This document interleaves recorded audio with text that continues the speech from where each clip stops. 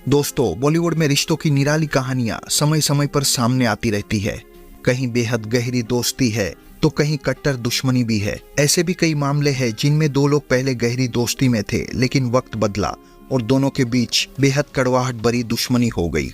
आज आपको बॉलीवुड के दो ऐसे दिग्गज स्टार्स की दोस्ती के किस्से और फिर दोनों के बीच की गहरी दुश्मनी की कहानी सुनाएंगे। यहाँ बात हो रही है इंडियन फिल्म इंडस्ट्री में स्टार्स का दर्जा रखने वाले संजय दत्त और गोविंदा की। दरअसल संजय दत्त और गोविंदा की जोड़ी ने बॉलीवुड में कई हिट फिल्में दी है।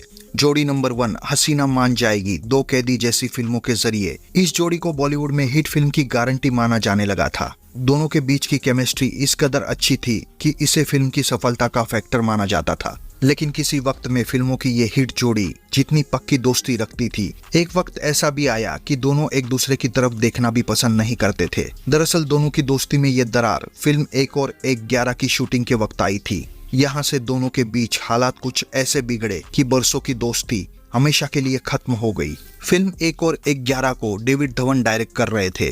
कहा जाता है कि एक सीन को लेकर गोविंदा डेविड से सहमत नहीं थे और सीन में बदलाव चाहते थे। इसे लेकर डेविड धवन बिल्कुल भी तैयार नहीं थे। इसी बीच सेट पर संजय दत्त भी पहुंचे और उन्होंने इस मामले में डेविड की तरफदारी की, जिस बात से गोविंदा काफी नाराज हो गए। हालांकि सेट पर तो सब ठीक ही रहा, लेकिन दोनों के बीच धीरे धीरे दूरी बढ़ने लगी। संजय दत्त को भी एहसास हो गया कि गोविंदा उनसे नाराज है और दूरी बना रहे हैं।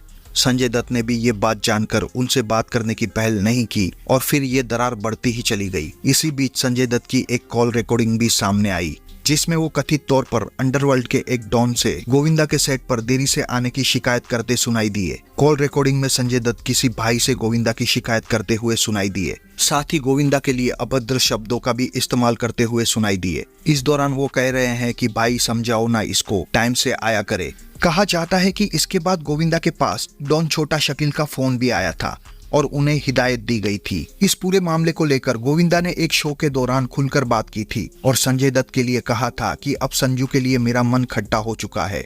इस प्रकरण के बाद दोनों किसी फिल्म में साथ दिखाई नहीं दिए और कहा जाता है कि दोनों ने इसके बाद कभी बातचीत भी नहीं की।